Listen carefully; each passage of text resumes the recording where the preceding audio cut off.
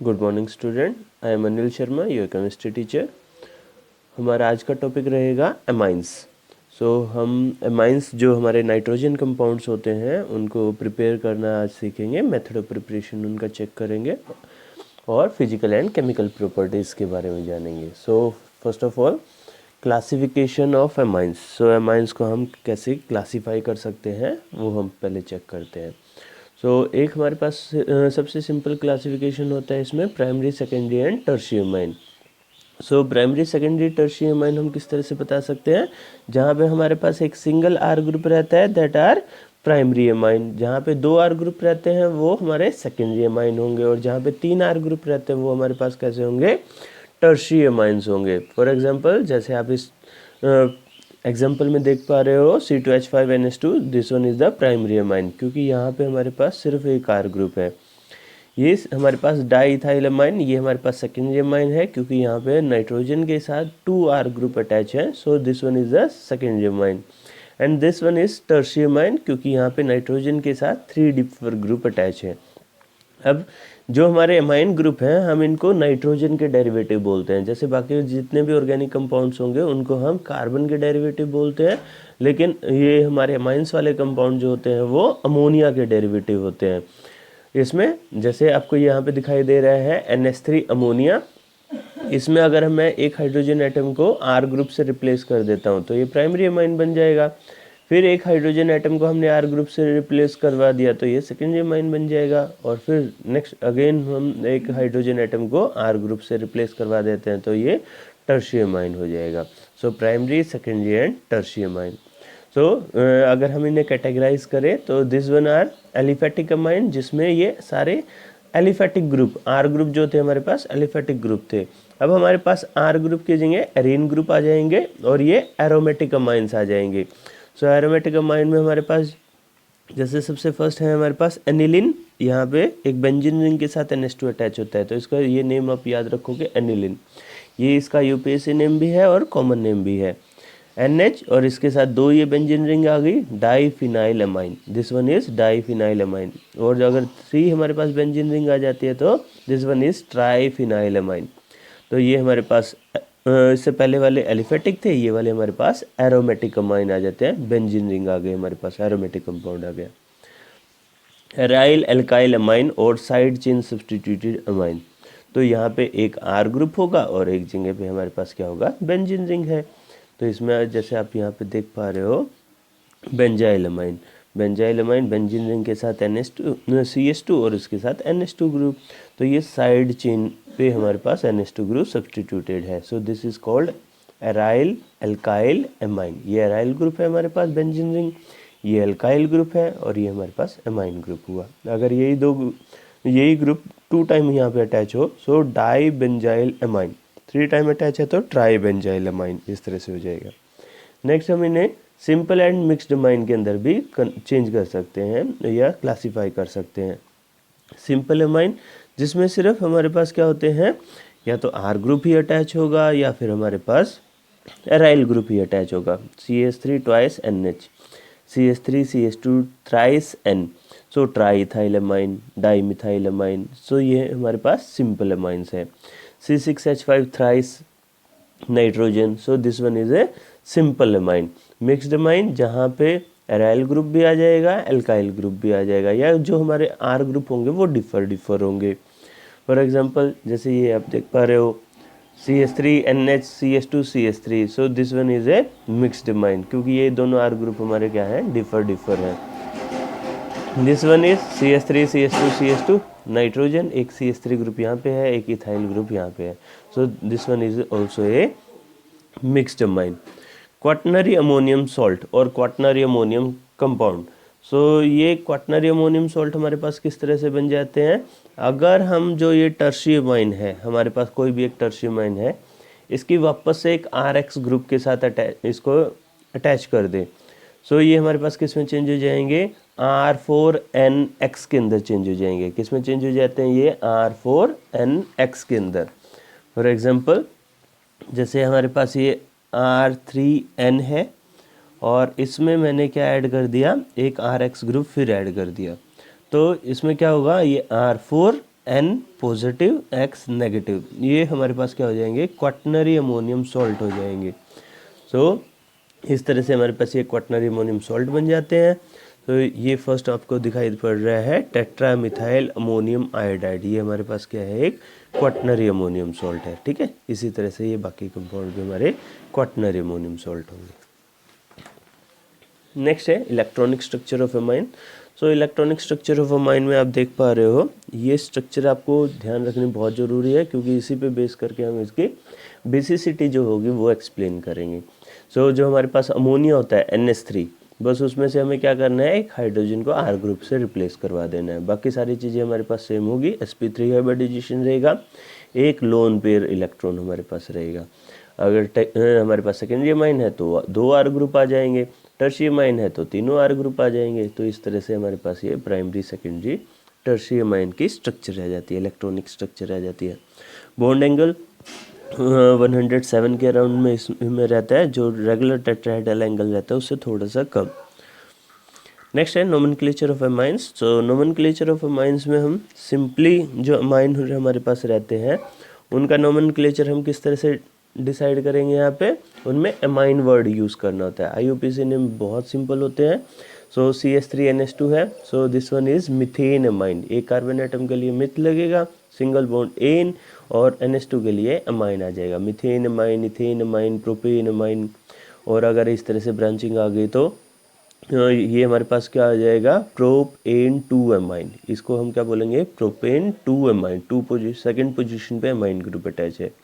Secondary amine, tertiary amine, इसमें हमें naming करने के लिए स्पेशली क्या यूज़ करना पड़ेगा, यहाँ पे देखो बेटा, जो हमारे पास सेकेंडरी या टर्शियरी अमाइन रहेंगे, अब हमारे पास एक चीज़ हमें ये ध्यान रखनी पड़ेगी कि ये जो हमारे पास 2 R ग्रुप है, ये एक दूसरे के साथ डायरेक्टली अटैच नहीं है, ये एक दूसरे के साथ डायरेक्टली अटैच नहीं है। ये किसके थ्रू अटैच है, ये नाइट्रोजन के थ्रू अटैच है। तो अगर ये नाइट्रोजन के थ्रू अटैच है तो हमें यहाँ पे किस तरह से लिखना होगा, N मिथाइल, यानी कि N पे, ये नाइट्रोजन पे कौन सा ग्रुप अटैच है, मिथाइल ग्रुप अटैच है। N मिथाइल, एक कार्बन एटम के लिए मिथ, और फिर हमारे पास क्या आ जाएगा, amine, N methyl methane amine, N methyl methane amine. इसी तरह यहाँ पे भी, अब एक ये मिथाइल ग्रुप है, एक इथाइल ग्रुप है, तो जो हमारे पास स्मॉलर ग्रुप रहेगा उसे ही हम N के साथ अटैच करेंगे। ठीक है, N methyl ethane amine, N methyl ethane amine, इस तरह से आ जाएगा। तो ये सेकेंडरी अमाइन के लिए था। टर्शियरी अमाइन के लिए किस तरह से होगा, हमारे पास ये 3 R ग्रुप है हमारे पास। So this one is NN dimethyl methane amine, NN यानी कि N पे 2 बार ये ग्रुप अटैच है, NN dimethyl methane amine. N पे अब ये हमारे पास देखो 2 हमारे पास इथाइल ग्रुप है, एक मिथाइल ग्रुप है, तो हम कैसे लिखेंगे, N ethyl, N methyl ethane amine, N ethyl, N methyl ethane amine, ये हमारे पास इसकी नेमिंग हो जाएगी। और अगर हमारे पास बेंजीन रिंग अटैच है, बेंजीन रिंग के साथ CH2NH2, सो एक CH2 ग्रुप के साथ 2 ग्रुप अटैच हो गए, तो यही मेन चेन हो जाएगी। सो फिनाइल मिथेन अमाइन या 1 फिनाइल मिथेन अमाइन, इस तरह से ये हमारे पास क्या बन गया, प्रीफिक्स आ गया। ये 2 पोजीशन पे यहाँ पे अटैच है। सो इसे कॉमनली हम बीटा फिनाइल इथाइल अमाइन भी लिख सकते हैं, या 2 फिनाइल इथेन अमाइन भी लिख सकते हैं। सो ये कॉमन सिस्टम में अल्फ़ा बीटा यूज़ करते हैं, IUPAC नेमिंग में हम हमेशा 1 2 3 4 नंबरिंग का यूज़ करेंगे। तो इस तरह से हम इनकी नेमिंग करते हैं। तो ये बाकी वाली नेमिंग बेटा आप इसमें से करके देखोगे। एरोमेटिक अमाइंस के और थोड़ी सी नेमिंग हम इसमें से चेक करते हैं। एरोमेटिक अमाइन में हमारे पास किस तरह से होता है, जैसे ये बेंजीन रिंग के साथ अभी भी मैंने बताया था, NH2 जब भी होगा तो इसे हम एनिलिन बोलेंगे। ये हमारे पास कौन सा मॉलिक्यूल है, एनिलिन है। ये NH के साथ अगर एक CH3 ग्रुप अटैच है तो N मिथाइल एनिलिन आ जाएगा, N मिथाइल एनिलिन। ये हमारे पास N इथाइल एनिलिन आ जाएगा, N ethyl aniline, NN di methyl aniline. तो इसमें बेस हमारे पास क्या रहेगा, एनिलिन रहेगा। तो ये हमारे पास एरोमेटिक कंपाउंड्स हैं। अब अगर इसमें हमारे पास सब्स्टिट्यूशन आ जाते हैं ऑर्थो मेटा पैरा पोजीशन पे, तो उनकी नेमिंग हमें करनी पड़ेगी, और इनके कॉमन नेम भी आपको ज़रूर याद रखने पड़ेंगे। जैसे फॉर एग्जांपल NH2 और ये ऑर्थो पोजीशन पे CH3 आ गया, so this one is orthotoluidine, this molecule is orthotoluidine, metatoluidine. And यहाँ पे अगर ये पैरा पोजीशन पे आ जाए तो पैराटोल्यूआइडिन आ जाएगा। OCH3 ग्रुप, OCH3 ग्रुप अगर अटैच है सो ऑर्थो एनिसिडीन, या फिर हम IUPAC नेम लिखे तो 2-मिथॉक्सी बेंजीनमाइन। सो 2-मिथॉक्सी एनिलिन भी लिख सकते हैं या 2-मिथॉक्सी बेंजीनमाइन भी लिख सकते हैं, दोनों एक ही है। मेटा एनिसिडीन, पैरा एनिसिडीन, और ये जो मैंने पहले बताया था ये पैराटोल्यूआइडिन है। CH3 ग्रुप अटैच होगा तो टोल्यूआइडिन होगा वो। Next is isomerism in amines. So amines में किस टाइप का आइसोमेरिज्म आ जाता है? चेन आइसोमेरिज्म आ जाएगी। एक स्ट्रेट चेन है, एक हमारे पास ब्रांच चेन में कंपाउंड आ जाएंगे। तो ये आइसोमेरिज्म तो आप सब जानते हो। नेक्स्ट इसमें से हम चेक करते हैं, नेक्स्ट इज मेटामेरिज्म। एमाइंस के अंदर हमारे पास मेटामेरिज्म अराइज करती है। मेटामेरिज्म क्या होती है बेटा? किसी भी एक जो हिट्रो एटम होता है, हिट्रो एटम, फंक्शनल ग्रुप या फिर मल्टीपल बॉन्ड के अराउंड अगर हमारे पास number of carbon atom differ attach हो तो वो एक दूसरे के क्या होते हैं? मेटामर्स होते हैं। जैसे फॉर एग्जांपल ये फर्स्ट वाला कंपाउंड हम देखते हैं, यहाँ पे नाइट्रोजन के अराउंड इस साइड भी 2 कार्बन एटम है, इस साइड भी 2 कार्बन एटम है। नेक्स्ट वाले में हम चेक करते हैं, नाइट्रोजन के अराउंड एक साइड 1 कार्बन एटम अटैच है, दूसरी साइड 3 कार्बन एटम आ गए हमारे पास, ठीक है। तो ये एक दूसरे के क्या हैं? मेटामर्स हैं। अब इसमें और इसमें क्या चेंज किया? यहाँ पे CH2 CH है और इसके साथ 2 CH3 ग्रुप अटैच है, ठीक है। ये स्ट्रेट चेन में नहीं है, ऐसे एक दूसरे के साथ एक दोनों CH3 ग्रुप एक ही कार्बन के साथ अटैच है। सो आइसोप्रोपाइल मिथाइल एमाइन हो जाएगा। तो ये भी इसका क्या है? एक मेटामर है। Next is position isomerism. Position वही फर्स्ट पे अटैच है, सेकंड पे अटैच है, या फिर हमारे पास ऑर्थो मेटा पैरा, ये तीनों भी किस में होते हैं? पोजीशन आइसोमेरिज्म में होते हैं। फंक्शनल आइसोमेरिज्म, एक चीज़ याद रखना, तीनों अमाइन प्राइमरी सेकेंडरी टर्शियरी तीनों अमाइन हमेशा एक दूसरे के साथ किस में रहेंगे? फंक्शनल आइसोमेरिज्म में रहते हैं। ये तीनों के तीनों एक दूसरे के साथ किस में होंगे? फंक्शनल आइसोमर्स होंगे एक दूसरे के। ये नेक्स्ट हम अभी स्टार्ट करते हैं method of preparation of amines. So method of preparation of amine हम कहाँ से स्टार्ट करेंगे? Reduction of nitro compound. So nitro compound हमारे पास कौन से होते हैं? NO2 ग्रुप वाले हमारे पास कंपाउंड होते हैं। तो इनको हम रिड्यूस कर देंगे। यहाँ पे हमें रिड्यूसिंग एजेंट यूज़ करना है, तो हम हाइड्रोजन और एंड रेनी निकल का यूज़ कर रहे हैं। तो यहाँ पे NO2 ग्रुप है, addition of hydrogen, removal of oxygen is reduction. तो इसमें हमने हाइड्रोजन ऐड किया, NH2 आ जाएगा, ऑक्सीजन रिमूव कर दिया, तो इसका क्या हो गया? रिडक्शन हो गया। तो फर्स्ट मेथड है by the reduction of nitro compounds. इसी तरह अगर हमारे पास नाइट्रोबेंजीन है, नाइट्रोबेंजीन का भी हम रिडक्शन करवा सकते हैं। यहाँ पे हम SNHCl यूज़ कर सकते हैं या FeHCl यूज़ कर सकते हैं। ये दोनों चीज़ें हमें क्या देंगी? नेसेंट हाइड्रोजन देंगी। Nascent hydrogen means atomic form of hydrogen and it is very very reactive. तो ये नेसेंट हाइड्रोजन इस ऑक्सीजन को रिमूव कर देगी, यहाँ पे हाइड्रोजन अटैच हो जाएगा और साथ में वाटर बन जाएगा। सो ये हमारे पास क्या बन गया? एनिलीन बन गया। सो ये एक्टिव मेटल के साथ और हाइड्रोक्लोरिक एसिड के साथ हम इसका रिडक्शन करवा सकते हैं। थर्ड था हमारे पास lithium aluminium hydride and dry ether, ये भी हम as a reducing agent use कर सकते हैं। So this one is again a nitro compound, we are reducing it with lithium aluminium hydride and it will be converted into amine group. So this one is ethyl amine. Second method is from alkyl or benzyl halide and ammonia or amines. Hofmann ammonolysis process. This one is called Hofmann ammonolysis process. बड़ा ही simple है, हम RX group लेते हैं यानी कि alkyl group ले लेंगे और उसकी अमोनिया के साथ रिएक्शन करवा देंगे. सो अमोनिया के साथ रिएक्शन करवाने पे क्या होगा बेटा, यहाँ से एक हाइड्रोजन, यहाँ से एक हेलोजन, HX रिमूव हो जाएगा और ये NH2 ग्रुप इस R ग्रुप के साथ अटैच हो जाएगा. NH2 ग्रुप अटैच हो गया और साथ में ये हमारे पास HX जो है वो रिमूव हो गया. इन्होंने जस्ट क्या दिखा रखा है, पहले ये सब अटैच हो जाएंगे एक दूसरे के साथ. मैंने वो बताया था क्वाटनरी अमोनियम सॉल्ट, तो ये क्वाटनरी अमोनियम सॉल्ट बन रहा है. फिर अमोनिया इसमें से रिमूव कर दिया हमने, तो ये हमारे RNH2 प्राइमरी अमाइन बन गया. अब इस प्राइमरी अमाइन की दोबारा से RX के साथ रिएक्शन करवा देते हैं तो एक HX फिर रिमूव हो जाएगा और ये R2NH हमारे पास बन जाएगा सेकेंडरी अमाइन। इस सेकेंडरी अमाइन की फिर ये हम रिएक्शन करवा देंगे RX ग्रुप के साथ, फिर एक HX रिमूव हो जाएगा यहाँ पे हमारे पास, और ये हमारे पास टर्शियरी अमाइन बन जाएगा। टर्शियरी अमाइन की फिर दोबारा से रिएक्शन करवा देते हैं RX ग्रुप के साथ, तो ये हमारे पास क्या बन जाएगा, क्वाटनरी अमोनियम सॉल्ट बन जाएगा। अभी इसमें से हाइड्रोजन नहीं है रिमूव होने के लिए, तो HX रिमूव नहीं हो सकता, ये दोनों एक दूसरे के साथ अटैच हो जाएंगे and the compound is quaternary ammonium salt. Next is ये मेथड जो है हमारे पास, इसकी एक लिमिटेशन भी आ गई हमारे पास। ये मेथड हम जो है एनिलीन की प्रिपरेशन के लिए यूज़ नहीं कर सकते हैं।